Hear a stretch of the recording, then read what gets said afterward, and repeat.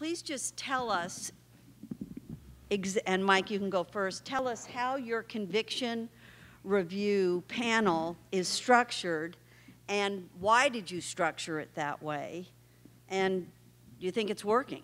Sure. And again, if I leave, it's not because I'm quitting. I have to run and catch a flight. So if you have questions about my panel, and I won't have an opportunity to answer them here, but please email me or call me. I'd be happy to answer any questions anybody has. So coming into office in 2012, this was an issue that I wanted to handle, I wanted to take on, and I did a lot of research on other prosecutors around the country and other models around the country. And at the time, when I was looking into it, there were two sort of models that really kind of rose above all the others, just in terms of prevalency of being talked about. One was North Carolina, and the other was Dallas, Texas. And I liked them both for different reasons. And not that they're mutually exclusive, but I liked the North Carolina model. I liked the fact that it was an outside independent panel. I liked that it was a panel made up of different backgrounds of, as you heard in the last presentation, how it's set up. You have representatives from law enforcement, victim advocates, defense. I like that about that panel. I also liked the Dallas, Texas panel or model, and I liked the fact that it was the prosecutor taking ownership of the issue in Dallas, and I thought that was important. So what I did is I tried to kind of form something that fits my county, because in Illinois we don't have a statewide version like North Carolina does. Actually, I don't think any other state does. So I sort of formed my own, and I was lucky. I was able to find volunteer attorneys, retired defense attorneys, retired judges, civil rights lawyers, people that have really no contact at all with my county, that again, thankfully, were willing to volunteer their time to sit on a panel. I did swear them in. They're sworn in as special assistant state's attorneys. I do that to give them some liability protection and also to ensure that confidentiality is respected. But the panel, they don't meet in the office. We meet in a completely separate facility. They're not in the office ever. They don't interact with the assistant state's attorneys in my office. And the reason I set that up is because, as I said earlier in the first panel I was on, we have a relatively small office. So there's 150 people total, 75 of them are lawyers. Everybody knows each other. Everybody respects each other. If I were called upon to review the work of one of my colleagues, knowing that person, knowing they're a good person, that they work hard, that they try to do the right thing, I'm going to have that same bias probably that we talk about, that same tunnel vision, and I'm going to go into my review wanting to believe that the person had it right initially. So I thought it was important in a smaller setting to have completely outside, independent, fresh eyes on the case. So I did set up a panel, again modeled largely after the North Carolina system. But I also created an in-house version similar to the Conviction Integrity Unit. So I have the head of our felony trial division and two of our experienced felony attorneys that work on that. We have a paralegal that assists, and last year I needed the assistance of an investigator in our office, so I went to our county and asked for some funding just for a part-time investigator, and they didn't see the wisdom in that, so that wasn't approved. So I was able to use some of we have a money laundering fund, which is a fund that we can kind of use to do whatever we want right. with. Yeah, we don't money launder. But I was able to leverage that money. Thank you for clarifying that. Bad guy money laundering. But I was able to use that money to fund the position. So we had to get creative because everything we've done without any funding. But it's obviously very important work. So we have a little bit of both. We have an inside panel and then an outside panel. We've had 2 exonerations this year.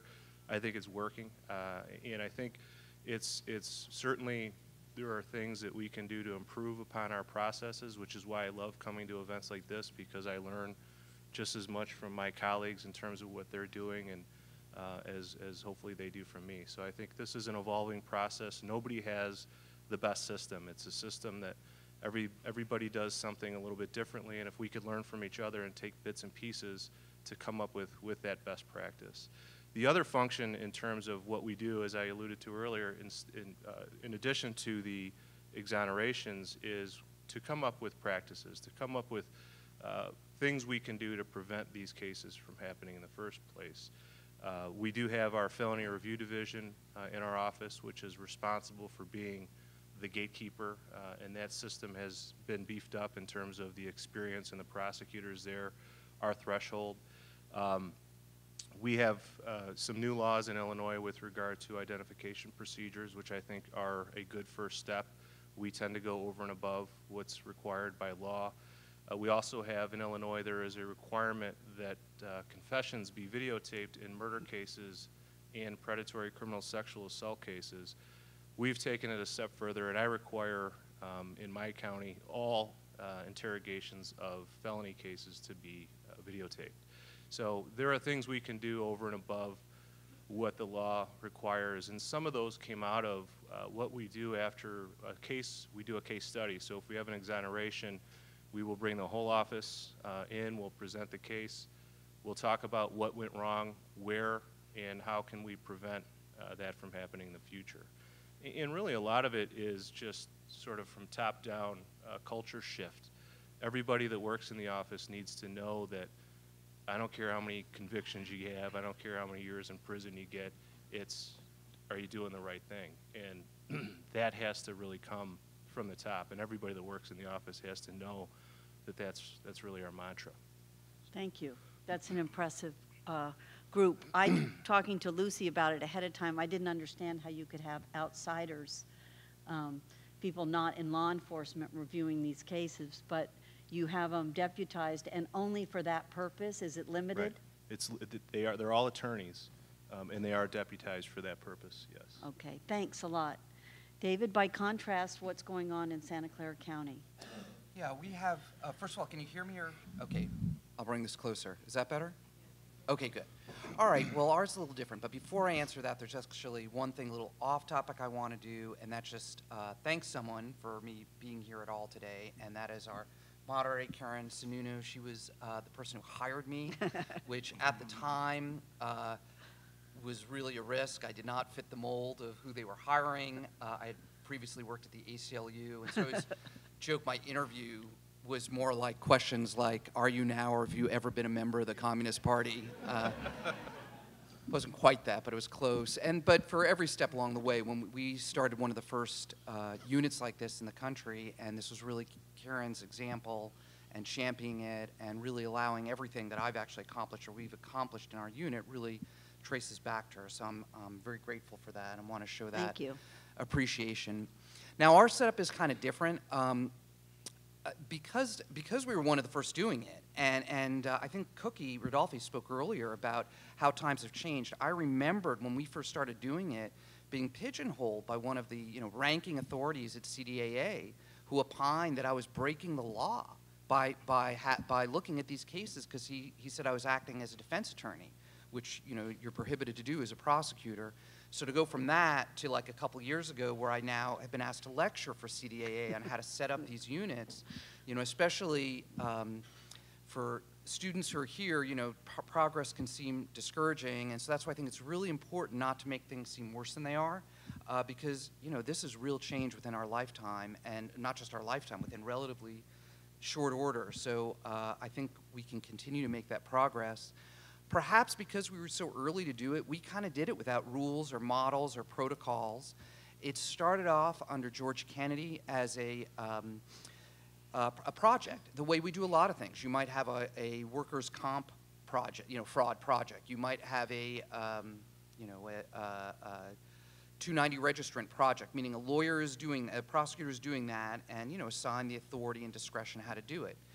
When Jeff was elected, as he said, and this was actually, again, very much Karen's influence, we decided that we wanted to integrate this into the office so that it was from top down a message of how we wanted to run things. And I think what we've done a good job on is not just within our office, but we work really closely with the NCIP, with Natasha Minsker was here before from the ACLU, from local police, if they have a concern. I get calls from the police a lot about ethical issues that might come up, in terms of often Brady and other questions like that.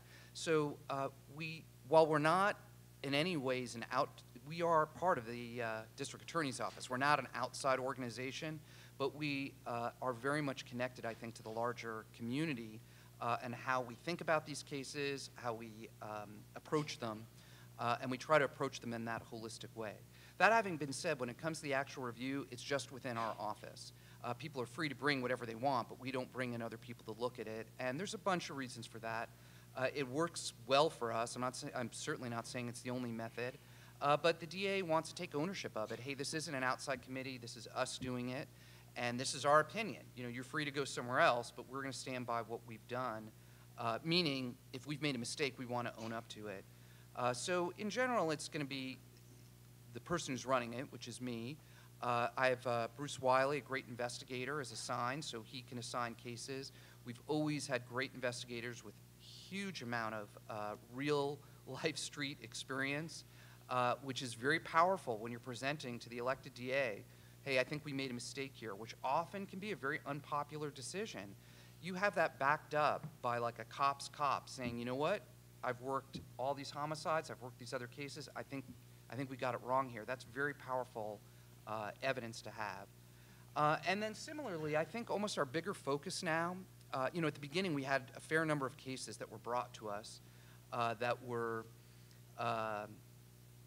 you know, more likely to yield results, right? It was a defense attorney saying something like, hey, I know there's no new evidence in this case, right, which is generally what you're looking for, but you know me, and I've done cases for 20 years or 15 years, and this one's always stuck in my craw. There's something that went wrong here. We put a lot of credence in that. You know, lawyers from the community who have a case. So there's usually more to work with. I think we've shifted.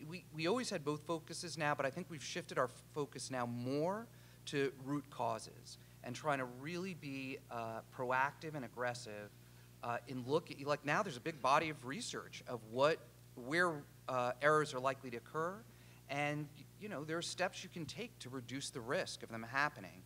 You know, so for example, witness identification. I mean, we've had for an awfully long time. We started videotaping all of those IDs, which has yielded incredible evidence. We have a policy of recording all suspect statements and most witness statements. We have a prosecutorial misconduct protocol, which we started a few years ago now, which is designed, this is a pre-conviction, you know, pre-trial issue, so that if there's an allegation of misconduct, we hear about it and we don't just leave the attorney on his or her own devices to be in the court. We don't think that's fair. We don't think it's fair for the prosecutor to have to defend themselves, like no one should defend themselves in court. But we also want to make sure that if this is something that's a problem, that the DA knows about it before it's, you know, gone through the system.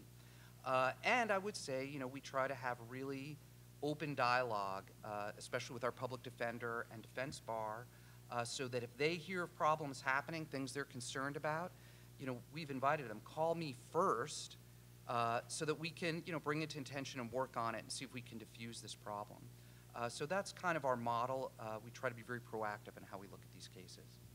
Hey, Karen, I just wanted to kind of add on something that that David said at the very beginning of his comments. I just want to really thank the Northern California Innocence Project for bringing so many prosecutors, and I know I speak for all the prosecutors that have been here. This is revolutionary. 10 years ago, this would have never happened, to have this many prosecutors sitting with the Northern California Innocence Project talking about solutions. I mean, we may have met in the same city, but we would be in San Francisco, you would be here, we wouldn't be talking about each other. You guys would have a conference on prosecutorial misconduct, we would be talking about how you can't trust the defense bar. It's so different. And that is the solution. We can talk about all the mechanisms, how every county structure is there, review panel or whatever, but it's that relationship that's going to free Mr. Taylor's and Mr. Walker's and Mr. Courtney. It's those relationships that are going to free these people, and we've got to get that. And we have that in San Diego with our local California Innocence Project. We meet and we talk about cases, and when Alyssa Burkajoe comes to my office and she says, Brent, this is a case you have to worry about, I believe it. There's no screening, I believe her. And I start working on it. And I do it, and it's those relationships.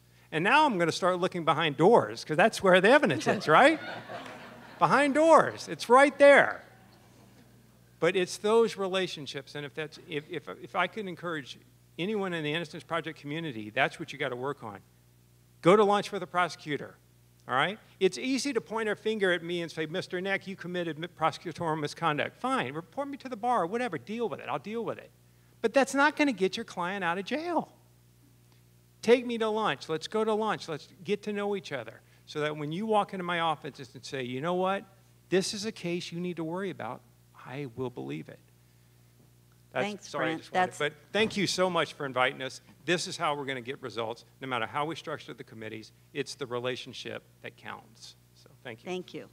And that's why we gave you a free lunch today. Yes, thank you. And I'm talking about money laundering. Yeah, right. Okay, so we consistently talked about the bias that a prosecutor can have when they look at a case. You know, a prosecutor believes the right thing was done, case is concluded, and the defendant either pled guilty or was convicted by a jury. When you're reviewing a case, I would like Russ and Mike to answer this question. Do you include the trial prosecutor or the trial investigator? And if you do, how do you include them? And if you don't, why not? No. And the initial reason is because of the bias. If you've, tried cases and you've argued them and you've won a guilty verdict, I think you're inherently going to believe a certain way. And so, by the time we would be speaking to the attorney who actually prosecuted the case, we would have gathered at that point significant evidence that would have shown us what they were saying or doing in the record was incorrect. As opposed to if you talk to them on the front end, they're going to be very likely to believe that what they did was correct, and they're not going to have a reason not to believe it, and you may not have any information at that point to suggest to the contrary. So in my experience, it wouldn't have been meaningful to have that discussion early on in a case. Certainly at the end, after you've gathered information what may be contradictory, you can sit down with the prosecutor and show them very specific things. And I do think that was certainly appropriate, for example, in a case if it was going to result in an exoneration or something along those lines, we would explain it and talk to the prosecutor beforehand about how, whether it was a systematic failure or how the events occurred that led us to that point, and then we would receive their input. But it wouldn't be at the front end because, their views should have been accurately expressed in their closing argument. Am I correct that you came from the outside into the DA's office to head this unit? Is that correct? Right. Did that make it easier for you in a way, being an outsider, being new, so you didn't have preconceived ideas on who was the best prosecutor or anything like that? I felt like it did. I certainly, I was not necessarily concerned that, I had been there with them working side by side for a long time. We had actually previously worked as adversaries, but I think there probably would have been maybe more skepticism that I might have harbored some type of resentment or something like that. But, over time and time again, every exoneration that we did was based on evidence, and it wasn't, just who do you like or not like. And it left very little room for question about it. And so normally it was just a matter of once the record's there, the record's there. And how about the investigator who had worked on the trial? Was that person involved in the reinvestigation? No, same as the prosecutor.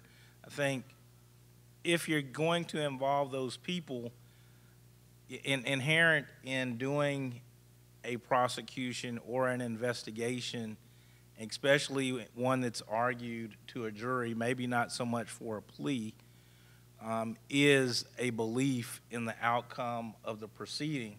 And so I think it's counterintuitive to say that you would go and use that person as your initial source for the accuracy of the proceeding. So, no. Mike?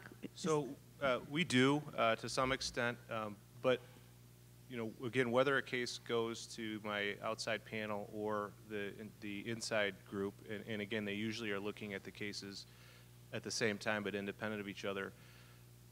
Regardless of the process, the ultimate decision and responsibility of that decision is mine. So the panel makes a recommendation, the attorneys make a recommendation, I make the decision. So because of that, I want as many eyes on a case as possible and as many different theories as possible.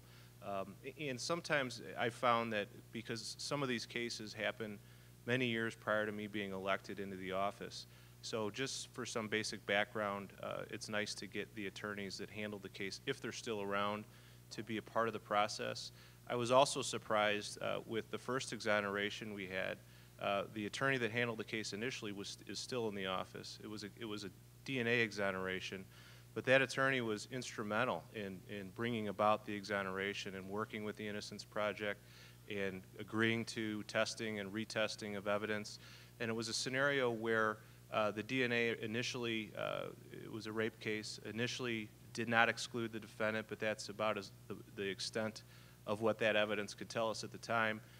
There was a request made prior to me being elected to have that evidence retested. The administration declined or fought that request. It was eventually granted by the court. They were able to find a second unknown male profile. However, it didn't tell us a whole lot at that point because there were two perpetrators and the second one was never located. So the theory was perhaps that was the second perpetrator. Shortly after I took office, there was a third request from the defense to again retest the DNA. I said, as I always do in those requests, absolutely, we'll help you draft the order. That found, now they were able to get touch DNA. So here you have same science, but has evolved greatly over a period of time. Now we have two unknown male profiles, none of which were the defendant. So we moved very quickly after that to get that person out of prison.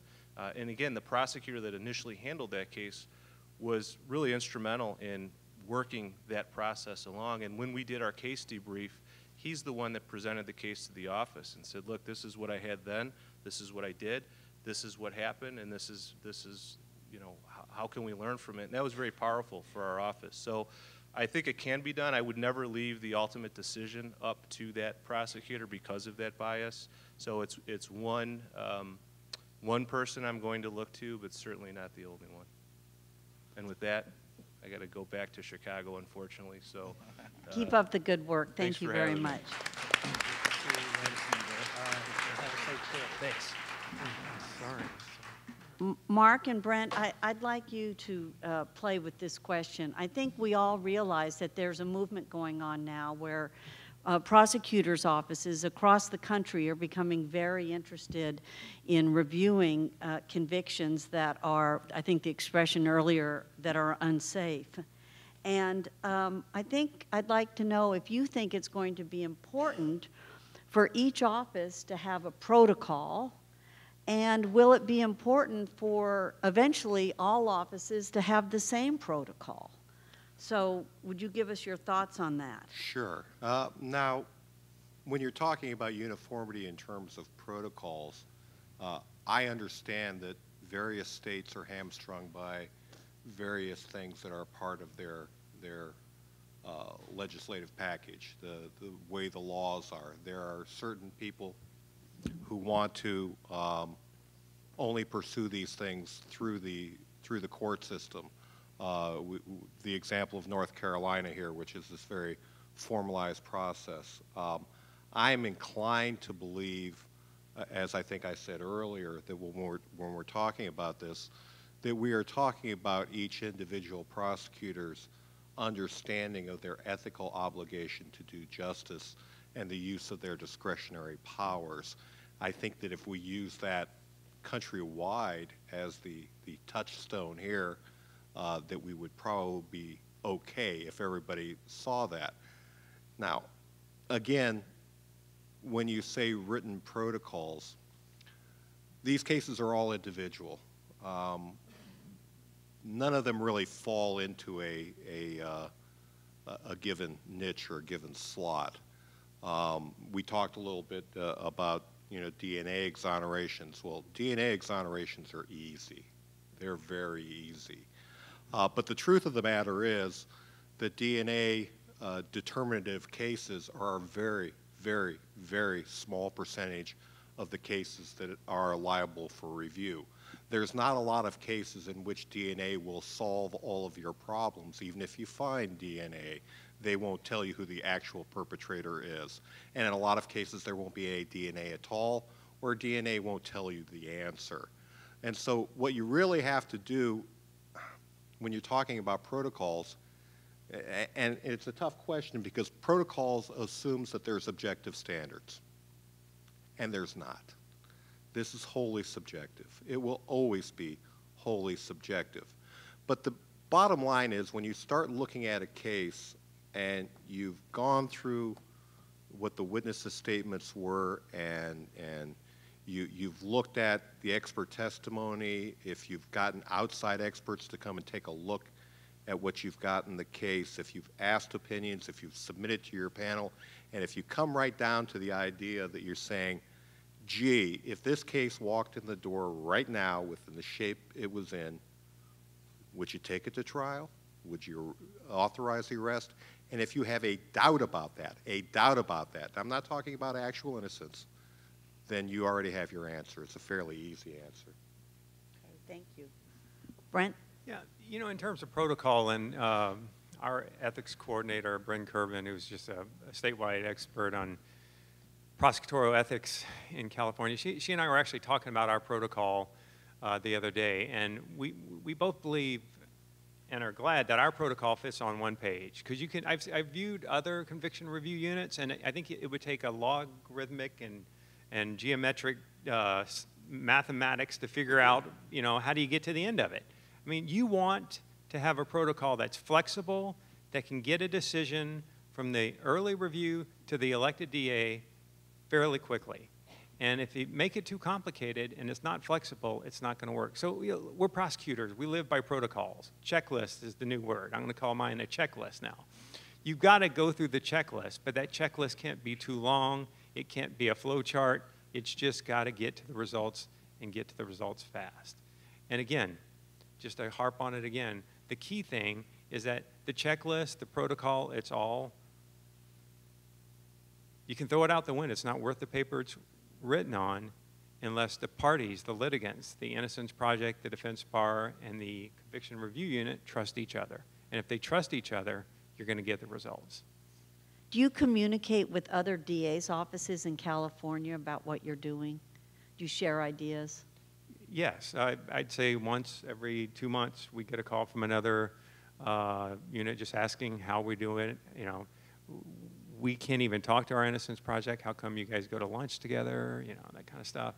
But yeah, we share and collaborate all the time. And Brent and I are actually going to a conference in Brooklyn coming up because we want to know what other states are doing. And so I think there are great ideas around the country, and that collaborative effort are going to make us come up with better solutions to this. You'll be our point person on getting California DA's Association to start an innocence committee. You know, Karen, you know, I think one of the panelists said that maybe it's age, maybe it's wisdom, but when you've got someone that you've just gone to court and told them that their conviction that they've been in prison for 10 years is gone, and they're walking out of a court a free man, and they look you in the eye, and defense counsel, you know the person's innocent when there's like 20 defense counsel, and the defendant just wants to keep talking to you, and defense counsel has no problem with it. They're out there having coffee, whatever, and Mr. Courtney walks up to me and he goes, Mr. Neck, you know the hardest thing for me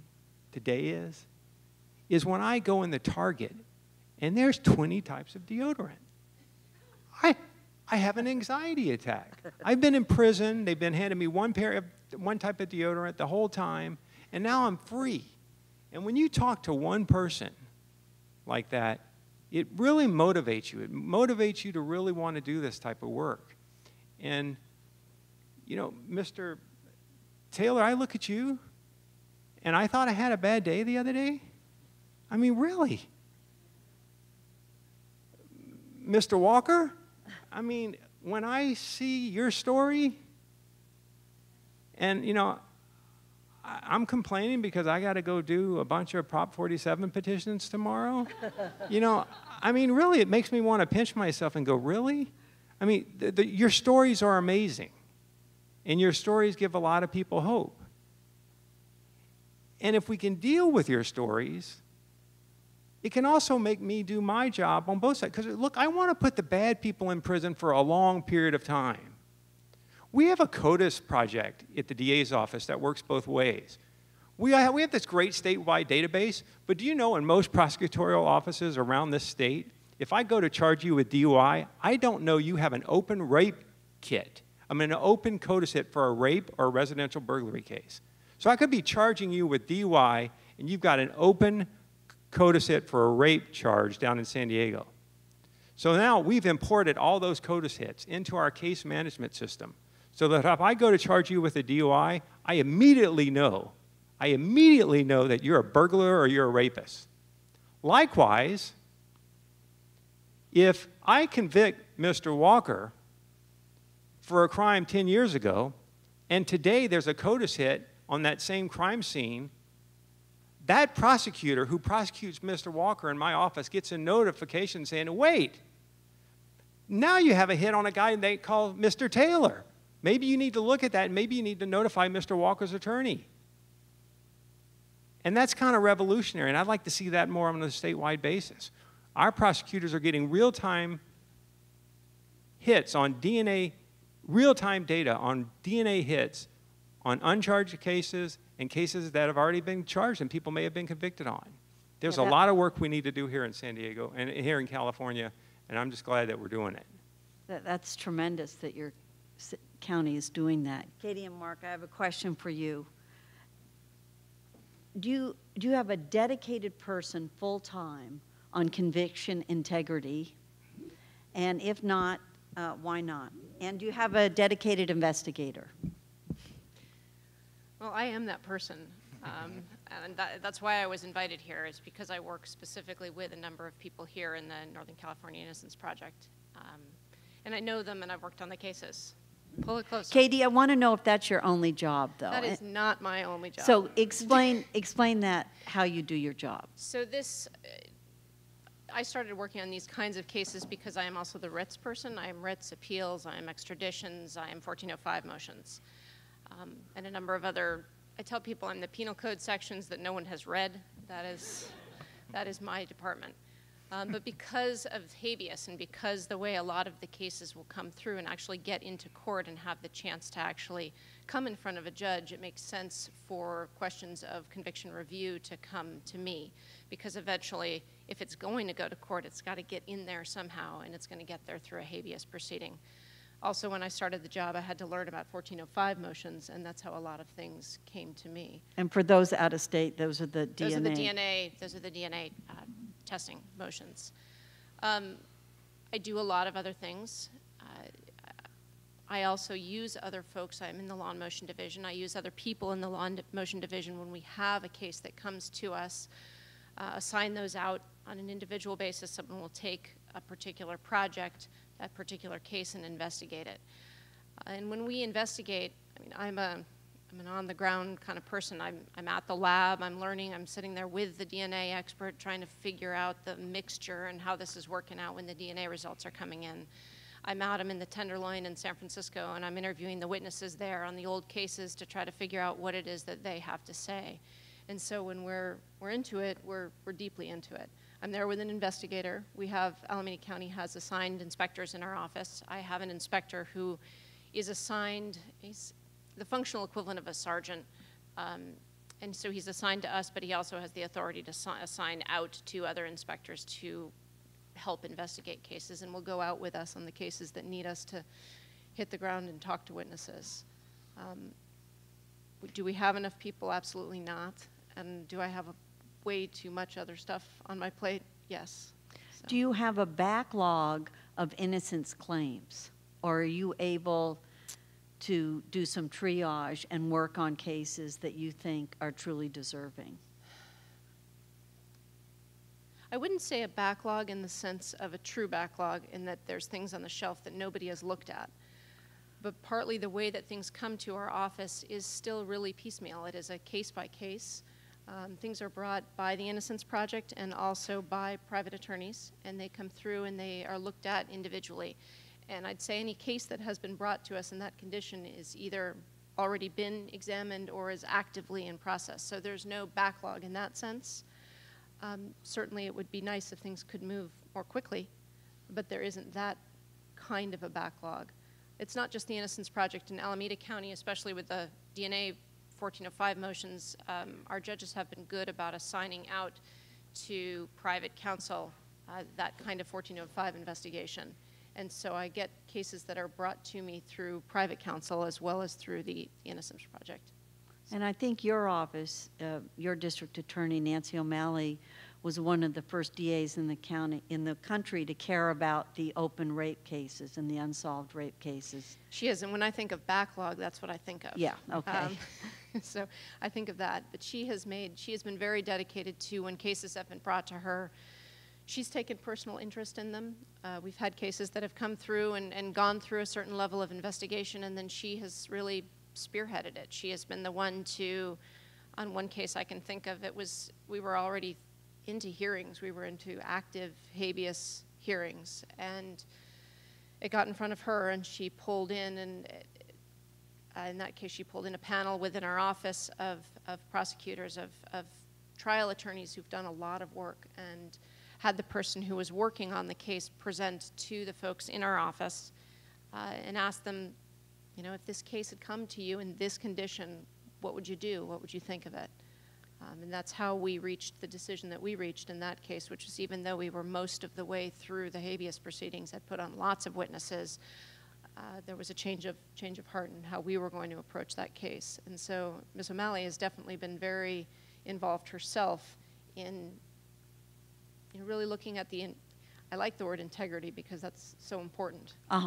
Looking at the integrity of the convictions. We don't want folks, you don't want the wrong people in. So, Mark, are you the only person doing conviction integrity? And could you just briefly tell us how your extensive experience plays into your job? I am not the only person doing conviction integrity or conviction review. And I think it's important to emphasize where we were before where we are. Under the former district attorney, who lost to the current district attorney in November of 2013, there were 2 people working on conviction review. They were 2 assistant district attorneys, very junior in the office, who had offices on different floors in bureaus that had nothing to do with what they were doing. In March of 2014, the district attorney asked me, and he put it that way, although I understood it wasn't an ask, would I like to head up his conviction review unit, and that he was going to considerably beef it up. And of course I said yes, with a lot of misgivings, because this was a very different sort of thing than what I was used to, because as you noted, I had spent 25 years trying homicide cases, and when the district attorney asked me how I felt about it, I said probably the same way a police detective would feel if they said, hey, I'd really like you to go to internal affairs, you know. But I understood the necessity of it, and it did require a change in what Professor Sullivan, who became the coordinator of our unit, called the ethos of prosecution, which is that if, and I think I said this earlier, if you're serious about doing justice, then justice never stops for anybody, and that you continue looking at it, because your job is to seek justice. And so I became the operational head of the unit. We had Professor Sullivan, who was the consultant, who started forming up sort of our protocols, which, as I said, are very informal. And I had 8 other assistant district attorneys, and they're not junior assistant district attorneys. They're all of people who have been assets in other bureaus in our office, and would continue to be assets in the office were they in other bureaus. They work full-time on these cases. They have no other responsibilities within the office. I have 3 detective investigators, all of whom are retired New York City police detectives. They again work full-time on these cases. I have 2 paralegals who I have overworked to death that gather all of our information. My deputy bureau chief, again an assistant district attorney, he and I happen to share the same birthday, which I'm not going to tell you the year because it makes me way too old, but he has a full-time job doing intake of these cases. That is, all of the cases that come to us from behind the walls or from the various locations within Brooklyn. He is the one that does the initial threshold examinations to see if we should open a full investigation on the case and really take it apart from soup to nuts to do a full review on the case. So the answer is no, I'm not the only one. You know, the idea, I think, and I don't want to speak for the district attorney, but I'm going to anyway since he's not here, is that, you know, this wasn't going to be an auxiliary unit. This wasn't going to be an ad hoc thing. It was going to be as essential as any other unit within the office, as essential as your homicide bureau, as essential as your sex crimes bureau, as essential as your narcotics division. We were going to do this with the same completeness and the same importance because it is a fundamental part of prosecution to go back and look and examine the prosecutions to see if there were errors and to correct them. And do you only look at post-conviction errors, post-conviction cases? In other words, if a case is at preliminary hearing or halfway through trial and someone tries to do an end run from the trial attorney, do you look at that case? No, we don't. I mean, right now we're looking at only cases post-conviction. However, as we had some of the other panelists talking about, a lot of what we learn informs us in terms of the cases that we are currently prosecuting, and we like to think that we've started a rather robust educational process. I mean, district attorney's offices, you have to understand this because of the nature that people think it's sort of an entry-level job in terms of getting into the legal profession. And frankly, it is for a lot of people, unless you're like me and you haven't decided what you want to do when you grow up. But you necessarily are dealing with a young and temporary staff. And so you are constantly having inexperienced people who are handling these cases. So, you know, there is the opportunity there to educate these people at the earliest possible opportunity about things that my experience and that people that have experience similar to mine can see where mistakes can be made, to educate them. Because I think, again, as one of our panelists said, and I am not saying this doesn't occur in terms of prosecutors who may be corrupt, police officers who may be corrupt, but a lot of this happens because of honest mistakes because of ignorance or inexperience. And we're trying to use what we've learned to get those things. Now, that doesn't mean that we don't get petitions from people that are saying, hey, I'd really like you to look at my case, and we write them back and saying, okay, give us some details about it. When were you convicted? And they say, well, you know, I got arrested last week or something like that. And we also get petitions from South Carolina and Ohio and Nevada and a lot of other places because, you know, this is something that is very important. It has gotten out what we are doing. It has gotten out what our results are. And so people, of course, are very, very interested in what we are doing and interested in what we can do for them. And we try to be as accommodating as possible. Thanks. I want to ask David and Katie a question about the relationship between your office and either defense counsel like Allison Tucker that I was talking about earlier, or an Innocence Project such as the Northern California Innocence Project. When someone an entity or attorney representing a claim of innocence comes to you, do you work with them? Do you just answer their questions request by request? Do you have open file policy? Could each of you explain how you work with other offices or attorneys? So something that was said earlier is about relationships, and I think that is really important. I want to stress that here.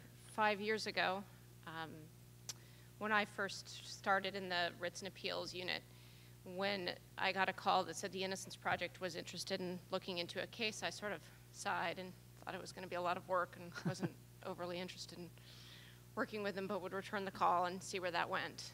And that has changed a lot over time, because now I get a call, and I get a call from people I know and people I like and people I trust, and I know that the things that they're bringing to me, they've done the preliminary work. When you ask about open file discovery, and I make people jump through hoops. I don't want you to come and say, hey, give me your whole file, when you haven't done the work to go back to the original defense attorney and ask them for their file. You know, just because you thought it would be easier to get it from me, make us do the work. But if I'm getting it from the request from people I know that they've already done that. I know that they've already gone to the defense attorney. I know that they've gone to the appellate attorney. I know that they've gone to the court file. They've done what they can, and what they're asking for is for us to help fill in the gaps. And that matters a lot. And when I get those requests, it's much easier for me to jump on it. I generally jump on it right away. I order up my file and I answer the questions that I can. You know, if it comes to the point that it's really they don't have anything because the defense attorney is deceased, then come on over to the office. I'll plunk my file in the middle of the library, and bring your staff and bring your Xerox machine and go at it. And that's fine with me. And so it really depends on who's asking and how far along they've gotten and what it is that they've done to show kind of a good faith effort that they're trying hard on their end with the discovery. I think that open discovery is important. I think it's the right thing to do, but there's plenty of resource issues involved. And so I want to make sure people have done what they can up front. I also think it's efficient to do open discovery. I've learned, because we don't, in California, we're not required to give discovery post-conviction pre-habeas if it's not an LWOP or death penalty case. So I don't have to do it. But sometimes it's a lot easier to do it. It's if I give you the DNA report that you're missing, and the DNA report causes you to close your file instead of filing a really big motion that I now have to respond to, it's efficient. So there's a lot in it for everyone to go through that process. So that's how we handle it. Thanks. David, what do you do? Okay, I hope I have it's the right place now. But yeah, we generally have open file discovery on all of our cases. So that would continue post-conviction. But you bring up a really good point, which we've struggled with. You know, on the one hand, it's been for a long time a priority for us, you know, not to play games with discovery. If a defense attorney needs it, you know, I'm not going to make them, whatever, you know, drive to some court in Fresno to get a document if I just have it right where I am. But we do need to balance that, you know, with the, you know, when you're in a conference like this, you imagine that we're always facing, you know, this really earnest defense attorney with a client who's innocent that they're helping, but, you know, sometimes we get calls from people who just don't want to bother doing the work themselves. And so they'll say, hey, you know, rather than me photocopy this stuff, can you just pull all the stuff, and can you go to the crime lab, and can you get the stuff from the police department? And so, you know, we have to be kind of careful with that balance. So yes, it's open file, but in the same way, if these records are readily accessible, you know, we've already gave it once, right, and it's just been lost, and they're readily accessible to the defense, you know, we're going to expect them to make some good faith effort before I ask someone from my office, because, I mean, it won't be me who's going through all that, so I hesitate to ask someone else to do it. But, you know, I don't want to have the negative be too prominent. I mean, our main idea is, hey, you're defending this person. We may or may not agree with you that there's a case here, but, you know, we're open about what we've done, and that means you should be able to see the evidence and the briefing and everything that the original attorney had. But access to evidence is so important to the work that the Innocence Project does, and I think that was the barrier that their attorneys were facing for years. They call up the police department and they get this is so-and-so from the California Innocence Project, hung up, you know, because the police were scared. They didn't want to talk to them. Now they know they can call me. I can call the person at the lab that I know by first name because we go to lunch too, and I say, hey, is that cigarette butt still there? I'd like to come down with Alyssa this afternoon and look at it, and we do. She looks at it, doesn't her now. Then we never get a motion because it's dispositive that they know about the evidence, the condition it's in, or whatever. I think us being that conduit to get defense counsel access to evidence will preclude a lot of unnecessary work in the future on motions that don't need to be filed. And really, and we have a big county, a lot of law enforcement agencies, but I'm able to be that conduit to get the Innocence Project access to evidence. And I think that's important. Thanks, Brent, for adding that. And I'll give a shout out to Sacramento County. We're working a case now in Sacramento County where the DA has first call, one call. I went up there, they spread everything out, and we have discovered a lot of things that the trial attorney didn't have from the investigating agency, and they gave us access to all of that. So I know that not all offices handle that the same, but I'm in the Brent camp. I'm glad we bought him lunch today. So Russ and Katie, I'm wondering if you've ever thought of involving the Attorney General in any of your cases and in any of your investigations. Is that too out of the box? You know, not with our investigations. I talk to the attorney generals, and I have on a number of our cases, but it has been more of using them as a resource for, you know, some of these cases that come to us are really, really old. And really, really old equals hard to find stuff. And so sometimes the AG's office just is able to access more parts of the case. And so I use them for that purpose. I use them to help me find pieces of the case, or it's not totally clear to me, but you know, in the 70s and 80s, cases would go up, and then the box would kind of land with the AG's office. And so that's where we have to go to find it. So that's how I work with them. I use them as a resource there, and they're wonderful. And I talk to them about lots of legal issues, and they help me there.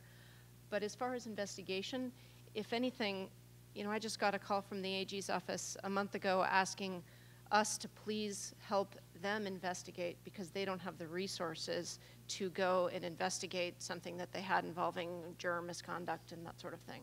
So, interesting. So they're not someone that I've looked to for investigation purposes. No. Why is that? I mean, Russ? in Texas, one, the AG does not have concurrent criminal jurisdiction with the elected district attorney. So the jurisdiction over the case resides with the elected district attorney. You know, it's a constitutional deal. And then two, even beyond that, our Attorney General's office hasn't been substantively involved in an exoneration or a review of actual innocence claims. Their true responses are limited really to I think the constitutional claims that are raised on the death penalty cases. But you know, you can go to the AG's office and you can get a well-written academic response. And I think what we're looking for are substantive, fact-driven investigations, and we were definitely in the best situation to do that at the local level. I want to talk a little bit about what the community, the defense bar, and the prosecutors can learn after a wrongful conviction is exposed. And we've talked a little bit about that all day, so we don't need to belabor it. But I was always disappointed that after the exoneration of Rick Walker, the district attorney was uncomfortable debriefing the office on it. And it had to do with bad feelings that the trial prosecutor had. And I felt that it would have been beneficial for the office. And certainly the media took care of debriefing the community on what happened. But Brent, David, and Russ, could you address that? Do you debrief your office after a wrongful conviction? And if not, why not? Yeah, I can start. My answer is, well, I have to check if Jeff is still here. He's not. Okay, because Jeff's told me I have to do it, and we have not done this yet. So the answer is a yes and no. The simple, no answer is no. We have not debriefed after one of the cases and shared it. The yes part of the answer, it kind of goes to some of the reasons why. First of all, sometimes the cases involve personnel issues, so it's a little hard to separate talking about the case with those issues.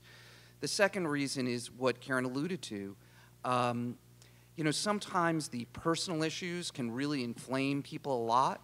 And, it was my thought that having something where, all the actors were there, talking about mistakes they might have made, I didn't think was necessarily going to lead to a really conducive environment for change.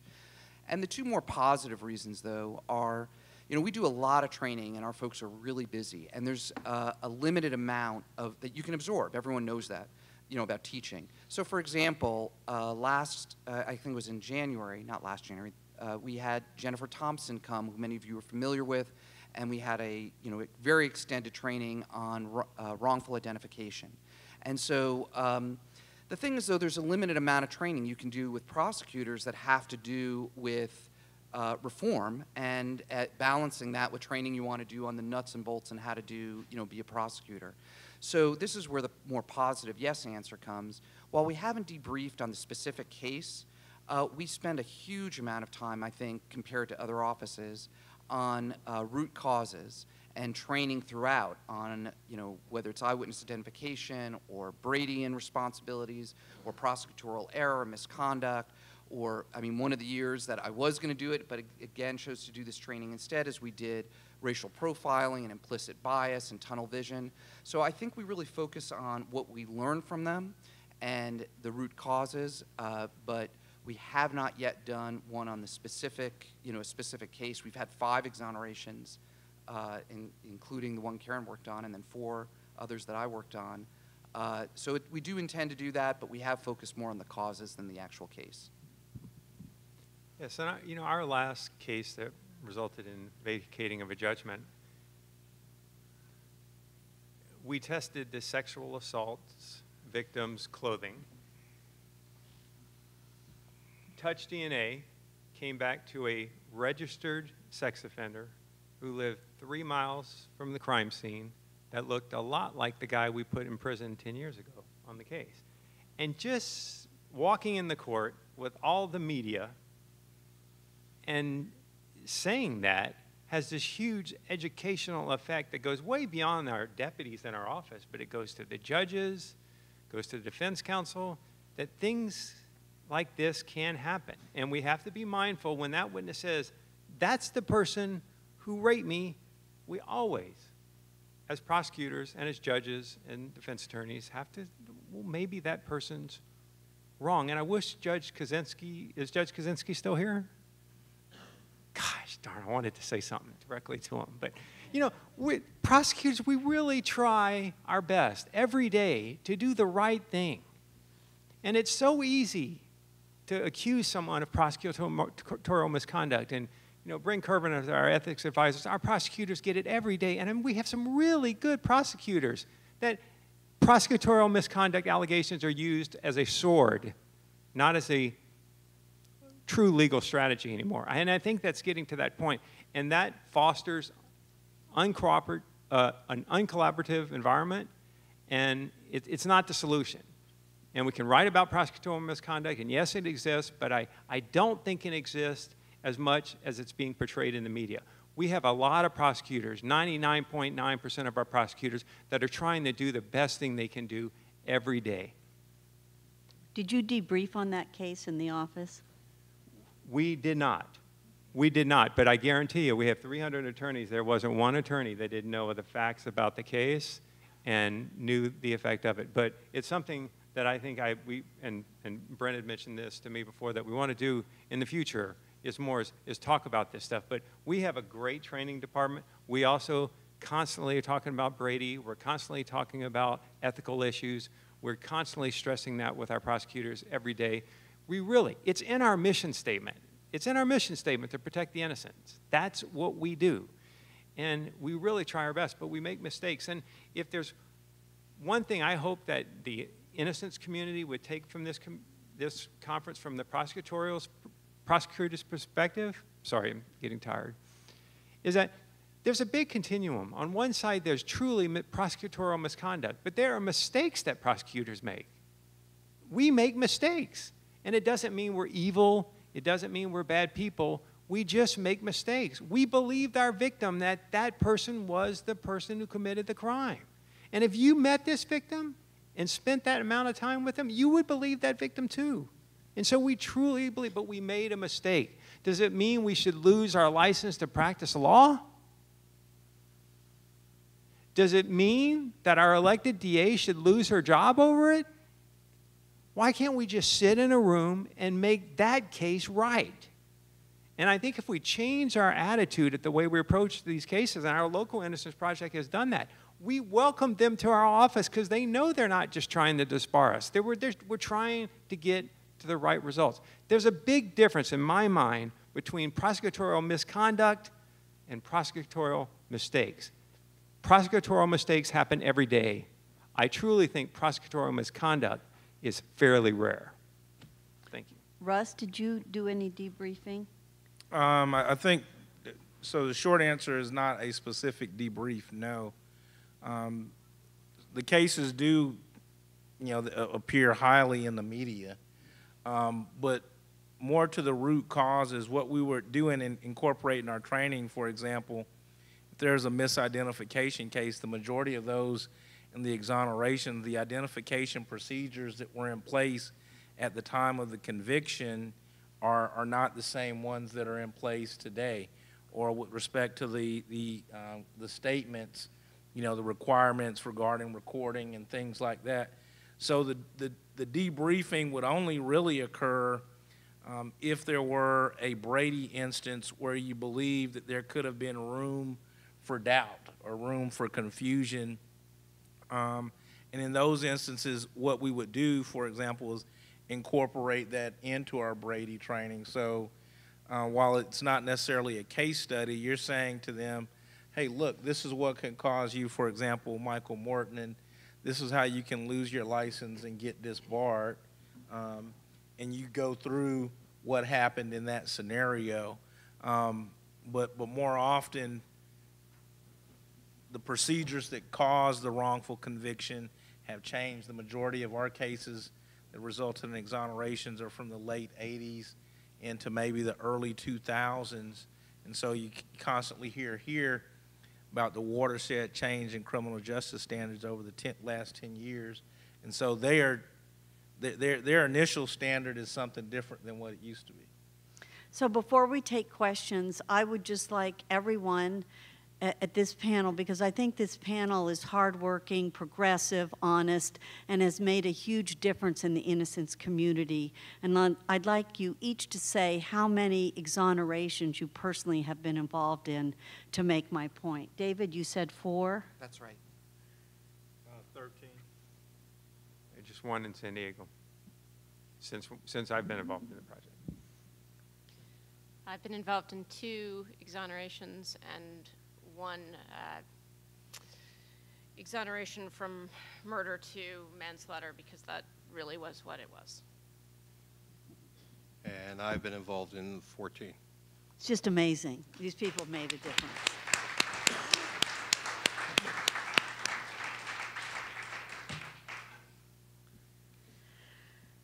Okay, so just raise your hand if you want to take it. Should trial judges be debriefed or otherwise counseled when trials over which they presided resulted in wrongful convictions? If so, how and who should do this? That's a good question. Take it, Russ. I say no. I mean, we inform the judges about the case before we've done it, but I think one of the things, and it came up in the panel, I think, in which we had the judges who were sitting up here, and the former dean of the law school here, asking about what judges could do to prevent wrongful convictions. I think it's very, very important that when we are looking at the whole criminal justice system, that people should stay in their lanes. I don't think the judges should have an influence one way or the other past what their job is, which is to rule on the evidence. Whether they have contributed to a wrongful conviction or not is simply, I think, a byproduct of whether they made certain rulings as they came up. I don't think a judge, if they're doing their job, really has that much of an effect on the conviction at all. And if they try to, as was suggested by one of the panelists, be more proactive when you have a, say, a cooperating co-defendant or a jailhouse snitch or a certain level of expert testimony, if it goes beyond what the legal standards are that have been established for the admissibility of that sort of evidence, and you've correctly charged the jury about how to consider that evidence, if you go beyond that, then you have gotten out of your lane. So really the judges, we don't need the judges to do any more than what they're doing. We don't need defense counsel to do the prosecution's job or the judge's job. We need them to do the defense counsel job, and most of all, we need the prosecutors to do a better job in order to avoid these things. Anyone think we should get out of our lane? And I just think if it's an instance where the exoneration or the wrongful conviction occurred in part based off of a ruling that a judge made, where they relied on a representation from the state, which did occur in several of our cases, and at a minimum we would at least notify the judge the representation that was made to them is no longer accurate or wasn't accurate at the time it was made. fair enough. If I could just weigh in on that, I actually just respectfully disagree a little bit. I think the judges ought to learn about it because, I mean, I'm not going to be the one training them. I'm not going to be the one telling them. But I do think they should because, when they're looking at how you weigh evidence later on, this is part of what will become your life experience and how you weigh evidence when you decide what's harmless and not harmless, when you decide what is reliable and not reliable.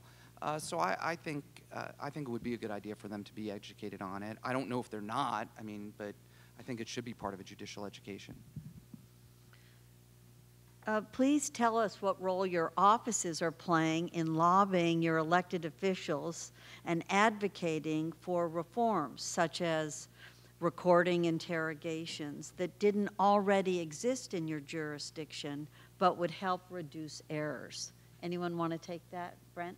Well, I'll just say that last year, I guess it was the Northern California Innocence Project that took the lead, but our Innocence Project was involved. Penal Code Section 1405 was drastically changed. And I think the Innocence Project could have put through any language they wanted with the current state of the legislature at that time. But they actually reached out to our office and to CDAA, Sean Hoffman, who was here earlier. And we got a bunch of other DA offices around the state together. And we sat down in one room. We went up to Orange County, and we actually worked on the language. And at the very end, I said, hey, I would like a statement under penalty of perjury by the applicant saying that I am factually innocent of this case. And I'll say that under penalty of perjury. And they said, you want that in? We'll put that in. And that's in the legislation.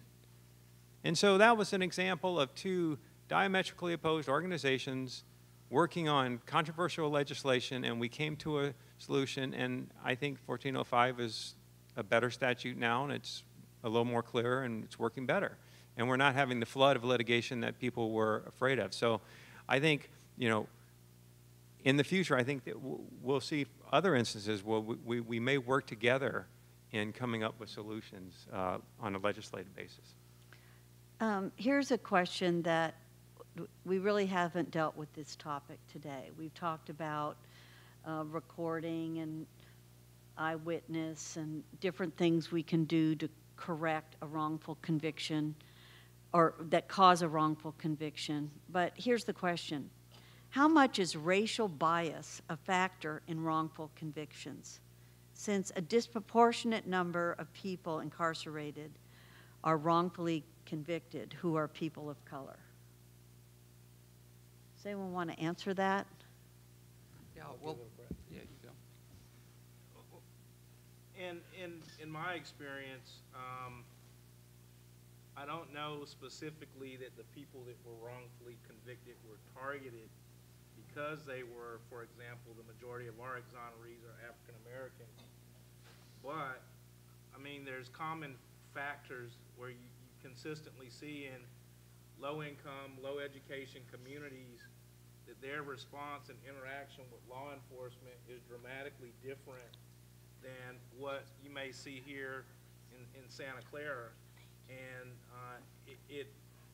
you know, I think it is a huge issue, and it's an issue that we certainly, in reviewing the cases, took into, I think, account in evaluating information. So, for example, if you had information that, that a person involved in a case had treated African American defendants differently than they had non-African American defendants, that should factor into how you make an analysis of a case.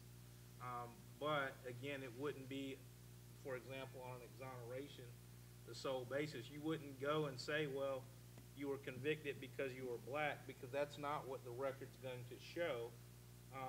And so you wouldn't be exonerated because you're black. But I think being an African American male, you have more contacts with the criminal justice system and therefore more opportunities to be necessarily wrongfully convicted than your counterparts did, and it should play a role in the analysis overall of the case. Fair enough. And there's one last question for Brent, because you brought up the interesting thing that, did you want to say something, David? Oh, yeah, but that's all right. No, go ahead, I'm sorry. Okay, well, I was just going to say that, you know, the question reminds me a little bit when I did a tour. I was working in our drug treatment court, and we came up with a problem with mentally ill people, like severely mentally ill people. And the problem was you couldn't really give them drug treatment. You'd send them for the Department of Alcohol and Drug Services, and they'd say, I can't put this person in a 12-step program because they're, you know, they're floridly psychotic. They're delusional, so I can't treat them. And then you'd send them to their mental health treatment, and they'd say, well, I'd very much like to treat him, but how am I going to give him medication when he's taking methamphetamine? And the two problems intersected so that there was no relief for these. And what we had to do is bring both, you know, we now have what they call dual diagnosis courts where you can, you know, tackle both problems at once. And I do think that racial bias infects our system throughout, but it's really unsatisfying to me, and I think to most people, like when you only look at it at the moment of the arrest or the moment of the contact on the street. So I do think we need really creative and robust responses to look at all of these issues. But I think if you just look at each individual case, as you were saying, you know, you're not going to see anything on the record of that particular case. Chances are that's going to help you. I think it needs to permeate how your police and your county and your prosecutor's office and your public defender's office are handling this issue, you know, throughout the system. Thank you. Last question goes to Brent, because you mentioned the CODIS system that you have at the San Diego DA's office. And to explain it to people from outside of California, it's the state database of DNA. So when someone is newly arrested or convicted, their DNA will go into the state system, and then we'll get what we call a hit showing that an unsolved crime that was also in the system is now associated with the DNA of the person who just had, just went into the system. So in San Diego, this information is available directly for each prosecutor. The question is, when you get this information on an old case, are you required, does your office require you to notify the defense attorney of that result? That's a great question, and we actually have a written protocol that says exactly what you have to do, and you have to do with that piece of evidence what you do in every piece of evidence. You have to go through your discovery analysis, and as I tell our prosecutors who come to me and say, look, I've got this post-conviction hit, you know, we convicted Karen 5 years ago in Resburg. We've got now a new hit that says that Bren's pizza slice was at that scene. What do you do? And I look at that prosecutor and I say, well, had you known Bren's Pizza was at that scene when we're prosecuting Karen 5 years ago, would you have told Karen's attorney? And we would have went, yeah, so you tell them now. So yeah, our policy is that you don't definitively have to tell defense counsel, but if you don't, you've got to put it in writing in our electronic case management system as to why you didn't. And so you're on notice, prosecutor, and so it's a Brady violation later if it turns out to be material. I always err on the side of caution, and I just disclose, and that's always my advice. But it's something that Brent and I are very interested in, and we're getting more and more and more of these hits. But here's the problem, folks, is that we have this great state database, but it's not talking directly to our individual prosecutors' case management systems. So if I convict Karen 10 years ago of a murder, and all of a sudden we get a CODIS hit on a bullet to someone else 10 years later, that notification may go to a detective who's no longer there, and the prosecutor's office is never notified. That's a huge problem. That is a huge problem. And so now, again, on both ends, I go to charge you with a minor crime. I quickly know you've got an open CODIS hit on a serious case. Likewise, I may learn that I convicted you 10 years ago and I got a CODIS hit on someone else. Now, again, look, picture a gang crime scene. They're taking evidence all over the place. The fact that someone else's DNA is found on a popsicle stick may be completely irrelevant. But that's a separate question of whether or not defense counsel needs to know about that post or pre-conviction. And it's something that at least we have the mechanism to grab that CODIS hit. But a lot of counties don't. A lot of counties don't. Again, our state system is great, but it doesn't communicate with our local prosecutors. So the tree falls, but no one hears it. And that's a problem. And I'd like to see that changed in this state. Thank you, and thank you very much to this panel for sharing the innovative and important work you're doing. Thank you.